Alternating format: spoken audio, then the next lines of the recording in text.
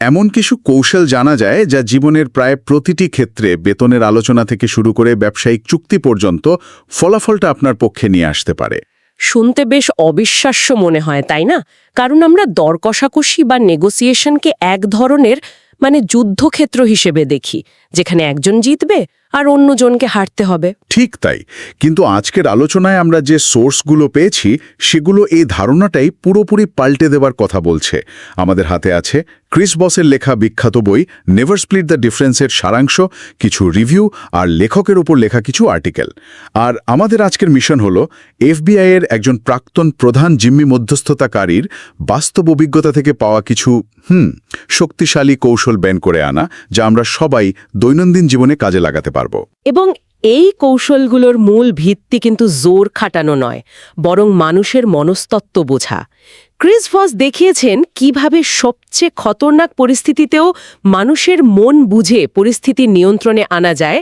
তার জিম্মি উদ্ধার করার কৌশলগুলোই আমাদের বেতন বাড়ানোর আলোচনায় কাজে লাগতে পারে। এটাই তো অবাক করার মতো ব্যাপার। তাহলে চলেন শুরু করা যাক। আর শুরুতেই সবচেয়ে বড় আর বিতর্কিত ধারণাটা নিয়ে কথা বলি। বৈদ্যর নামই তো মূল বার্তা, নেভার স্প্লিট দ্য ডিফারেন্স, মানে কখনো আপোষ করবেন না। এটা শোনার পরেই আমার মাথায় প্রথম যে প্রশ্নটা এসছে, আপোষ করা কি খারাপ? আমাদের সংস্কৃতিতে তো সবসময় শেখানো হয় যে মাঝামাঝি একটা সমাধানই সেরা সমাধান। এই ধারণাটা কি একটু বেশি আক্রমণাত্মক নয়? এতে কি সম্পর্ক নষ্ট হওয়ার ঝুঁকি থাকে না? খুবই গুরুত্বপূর্ণ একটা প্রশ্ন, আর এটাই ভসের প্রথম এবং প্রধান যুক্তি। তিনি বলছেন আমরা আপোষ বা কম্প্রোমাইজকে একটা সুন্দর সমাধান হিসেবে দেখি, কিন্তু বাস্তবে এটা প্রায়শই একটা লুজ লুজ পরিস্থিতি তৈরি করে। দুই পক্ষই কিছু না কিছু ছাড়ে, ফলে কেউই আসলে যা চেয়েছিল তা পায় না। একটা মাঝারি মানের ফলাফল আসে। একদম একটা মাঝারি মানের ফলাফল। তিনি একটা চমৎকার উদাহরণ দেন। ধরুন আপনি একটা অনুষ্ঠানে কালো জুতো পরতে চান আর আপনার সঙ্গী পরতে চায় বাদামি জুতো। আচ্ছা, এখন আপোষ করে আপনারা যদি দুজনেই এক পায়ে কালো আর অন্য পায়ে বাদামি জুতো পরেন, তাহলে ব্যাপারটা কেমন দেখাবে? হাস্যকর দেখাবে, কেউই খুশি হবে না। ঠিক তাই, দুজনেরই সম্মান থাকলো, কিন্তু সমাধানটা হলো অর্থহীন। ভস বলছেন লক্ষ্যটা হওয়া উচিত এমন একটা সমাধান খুঁজে বের করা, যা হয়তো শুরুতে কারোর মাথাতেই আসেনি। এমন একটা পথ বের করা যেখানে অপর পক্ষ মনে করে যে তারাই জিতেছে। ওহ, তারাই সেরা ডিলটা পেয়েছে। এক্স্যাক্টলি, অথচ আসল ফলাফলটা আপনার লক্ষ্য পূরণ করেছে। এর মূলে রয়েছে মানুষের দুটো আদিম চাহিদা, নিরাপদ বোধ করা এবং সবকিছু নিজের নিয়ন্ত্রণে আছে এই অনুভূতিটা পাওয়া। ওকে, বুঝলাম। তাহলে যদি আপোষ না করা হয়, তাহলে পথটা কি? নিশ্চয়ই অপর পক্ষকে গভীরভাবে বুঝতে পারার উপর জোর দেওয়া হয়েছে। আমি সোর্সগুলোতে বারবার একটা শব্দগুচ্ছ পেয়েছি, ট্যাকটিক্যাল এমপ্যাথি। এটা তো সাধারণ সহানুভূতি বা দয়া দেখানো নয়, তাই না? একদমই না। সাধারণ সহানুভূতি মানে অন্যের দুঃখে দুঃখী হওয়া, কিন্তু ট্যাকটিক্যাল এমপ্যাথি এটা আরও গভীর এবং কৌশলগত একটি বিষয়। এর মানে হল অপরপক্ষের দৃষ্টিভঙ্গি, তাদের অনুভূতি এবং পরিস্থিতির পেছনের কারণগুলো শুধু বোঝা নয়, বরং সেটা মুখে স্বীকার করে নেওয়া। মুখে স্বীকার করে নেওয়া? হ্যাঁ, আপনি যে তাদের কথা শুধু কানে শুনছেন না, বরং তাদের ভেতরের অবস্থাটা বুঝতে পারছেন, এটা তাদের জানানো। এর লক্ষ্য হল অপরপক্ষকে নিরাপদ বোধ করানো। কিন্তু এটা করে লাভ কি? এতে কি আমি আমার অবস্থান থেকে সরে আসছি না? বরং উল্টো। যখন মানুষ নিরাপদ বোধ করে, তখন তারা নিজেদের গুটিয়ে রাখার বদলে আরও খোলামেলা হয়, আরও বেশি তথ্য প্রকাশ করে।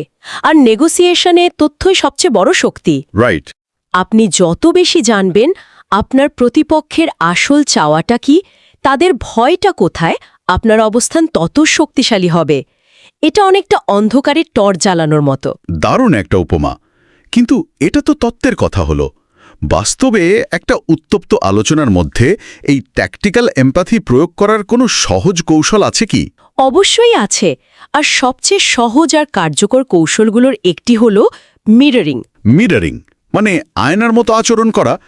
এটা কিভাবে কাজ করে? নিয়মটা খুবই সাধারণ। অপরপক্ষের বলা শেষ 1 থেকে 3টি শব্দ একটা প্রশ্নবোধক সুরে পুনরাবৃত্তি করা।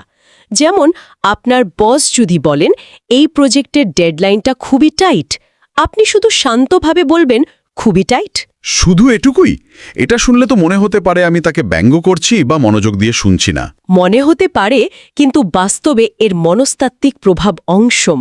প্রথমত, অপরপক্ষ মনে করে যে তাদের কথা মনোযোগ দিয়ে শোনা হচ্ছে।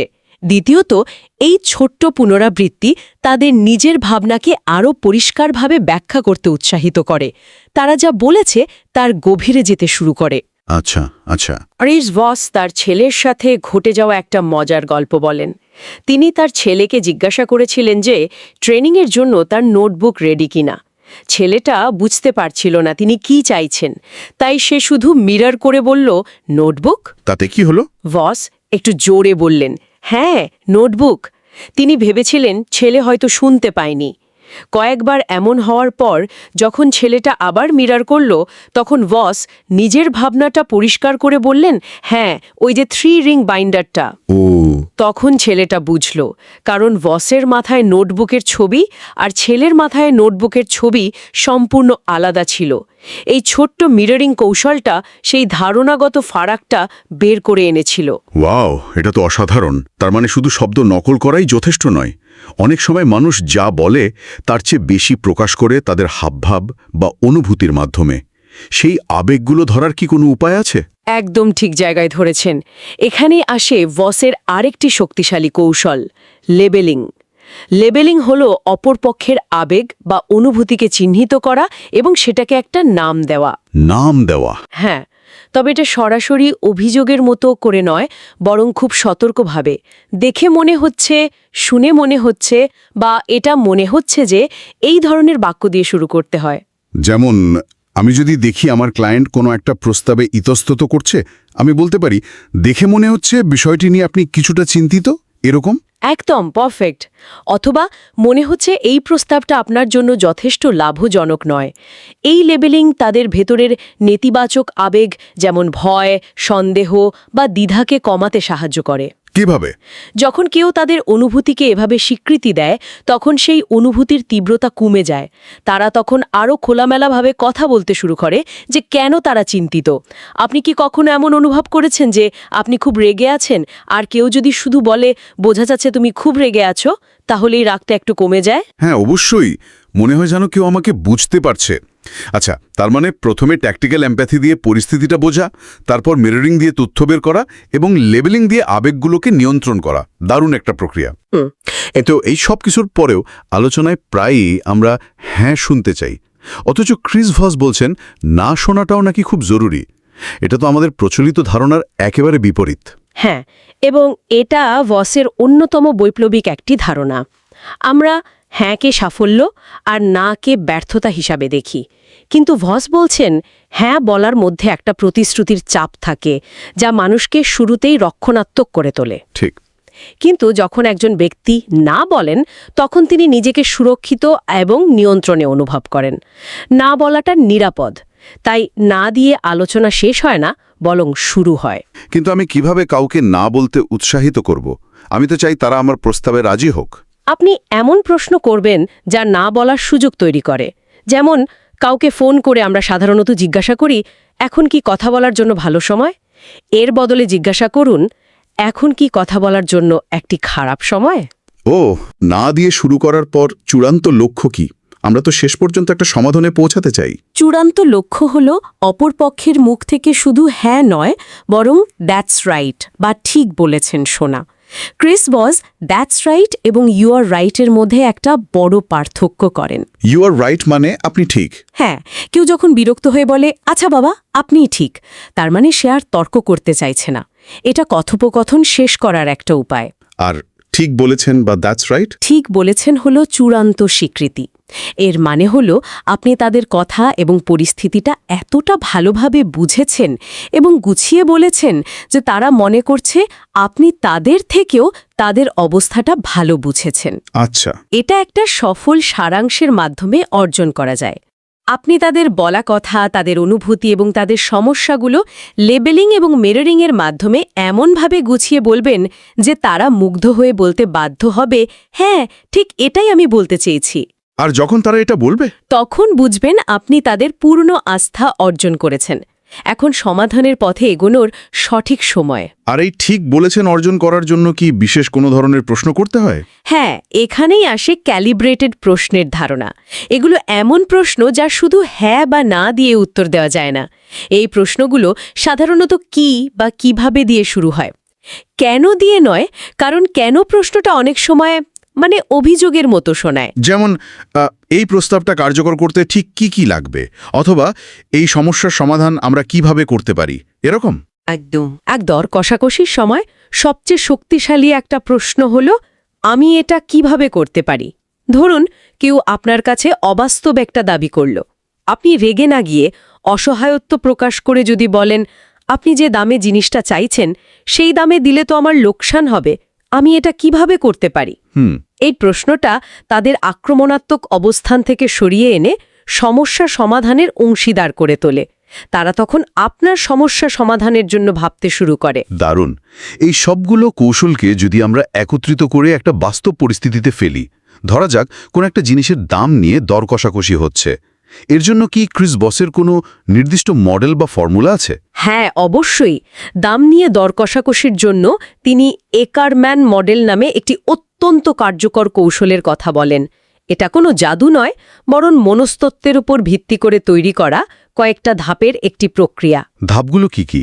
শুনতে আগ্রহী আমি। প্রথমত, আপনাকে একটি লক্ষ্য মূল্য বা টার্গেট প্রাইস ঠিক করতে হবে।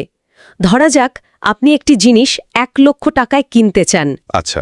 ধাপ ২, আপনার প্রথম প্রস্তাবটি হবে লক্ষ্যমূল্যের ৬৫%, অর্থাৎ ৬৫,০০০ টাকা। এটা শুনে অপরপক্ষ হয়তো আকাশ থেকে পড়বে বা হেসে ফেলবে, কিন্তু এটা খুবই গুরুত্বপূর্ণ, কারণ এটাই আপনার অ্যাঙ্কার পয়েন্ট। ৬৫,০০০? এটা তো বেশ কম। অপরপক্ষ তো রেগেও যেতে পারে। যেতেই পারে, আর তখনই আপনি ব্যবহার করবেন আপনার অন্য কৌশলগুলো, ট্যাকটিক্যাল এমপ্যাথি এবং লেবেলিং। মনে হচ্ছে আমার প্রস্তাবটা আপনাকে হতাশ করেছে। এরপর আপনি ধীরে ধীরে আপনার প্রস্তাব বাড়াবেন, তবে লাফিয়ে লাফিয়ে নয়।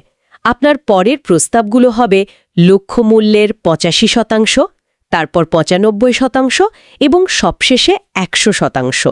প্রতিবার প্রস্তাব বাড়ানোর আগে আপনি নানাভাবে বোঝানোর চেষ্টা করবেন যে আপনার জন্য এটা কতটা কঠিন। আর শেষ প্রস্তাবের ব্যাপারে কি কোনো বিশেষ নিয়ম আছে? হ্যাঁ, শেষ ২টি ধাপ খুব গুরুত্বপূর্ণ। চতুর্থ ধাপে আপনার শেষ প্রস্তাবটি হবে একটি অদ্ভুত বা সুনির্দিষ্ট সংখ্যা। যেমন ১ লক্ষ না বলে আপনি বলবেন ৯৮,৫৫০ টাকা। অদ্ভুত সংখ্যা কেন? কারণ এই সুনির্দিষ্ট সংখ্যাটা অপরপক্ষকে বোঝায় যে এটা আপনার শেষ সীমা এবং আপনি অনেক চিন্তা ভাবনা করেই এই অঙ্কটা বলেছেন। এটা কোনো মন গড়া সংখ্যা নয়। আর পঞ্চম ধাপে শেষ প্রস্তাবের সাথে একটি অর্থ সম্পর্কহীন জিনিস যোগ করুন। যেমন আমি ৯৮,৫৫০ টাকার বেশি ১ পয়সাও দিতে পারবো না, তবে জিনিসটা পৌঁছে দেওয়ার ব্যবস্থা আমি করে দিতে পারি। এটা একটা শক্তিশালী সংকেত দেয় যে আপনার আর আর্থিক ছাড় দেওয়ার কোনো জায়গা নেই। এটা একটা দারুণ কাঠামো, কিন্তু একটা প্রশ্ন থেকেই যায়, সব মানুষ তো একরকম নয়। এই কৌশলগুলো কি সবার ক্ষেত্রে একইভাবে কাজ করে? খুব ভালো পয়েন্ট। ভস ৩ ধরনের আলোচকের কথা বলেছেন এবং তাদের চিনে কৌশল প্রয়োগ করাটা জরুরি। প্রথমত, বিশ্লেষক বা অ্যানালিস্ট, যিনি তথ্য, ডেটা এবং সময় নিয়ে ভাবতে পছন্দ করেন। তাদের সাথে আবেগের চেয়ে ডেটা এবং যুক্তি বেশি কাজ দেয়। আর দ্বিতীয়জন? দ্বিতীয়ত, সহযোগী বা অ্যাকোমোডেটর, যিনি সম্পর্ককে সবচেয়ে বেশি গুরুত্ব দেন। তাদের সাথে বন্ধুত্বপূর্ণ সম্পর্ক বজায় রাখা, হাসি মুখে কথা বলা খুব জরুরি। তারা সম্পর্ক বাঁচাতে অনেক কিছু করতে পারে। আর তৃতীয়জন, আমার ধারণা এরাই সবচেয়ে কঠিন প্রতিপক্ষ। তৃতীয়জন হলেন দৃঢ়চেতা বা অ্যাসার্টিভ। তিনি নিজের কথা শোনাতে চান, সময়কে গুরুত্ব দেন এবং জিততে ভালোবাসেন। তার কাছে ফলাফলটাই আসল। তার সাথে কিভাবে ডিল করতে হবে? তার সাথে নেগোশিয়েট করার সেরা উপায় হল প্রথমে তার কথা খুব মনোযোগ দিয়ে শোনা, মিরারিং এবং লেবেলিং ব্যবহার করে তাকে বোঝানো যে আপনি তাকে এবং তার গন্তব্যকে গুরুত্ব দিচ্ছেন। একবার যখন তারা মনে করবে যে তাদের কথা শোনা হয়েছে, তখনই তারা আপনার কথা শুনতে রাজি হবে। তাহলে আজকের আলোচনা থেকে যা বুঝলাম, নেগোসিয়েশন মানে মাঝপথে আপোষ করে একটা মাঝারি সমাধান বের করা নয়, বরং এটা একটা আবিষ্কারের প্রক্রিয়া। কৌশলগত সহানুভূতির মাধ্যমে অপর পক্ষকে বোঝা এবং ক্যালিব্রেটেড প্রশ্ন ও অন্যান্য কৌশলের মাধ্যমে তাদের মুখ দিয়েই নিজের কাঙ্ক্ষিত সমাধানটা বের করে আনা। একদম। আর এই কৌশল কেবল বড় বড় ব্যবসায়িক চুক্তি বা জিম্মি উদ্ধারের জন্য নয়, এগুলো দৈনন্দিন জীবনের প্রতিটি কথোপকথনে, পরিবারে, বন্ধুদের সাথে, কর্মক্ষেত্রে কাজে লাগানোর মতো।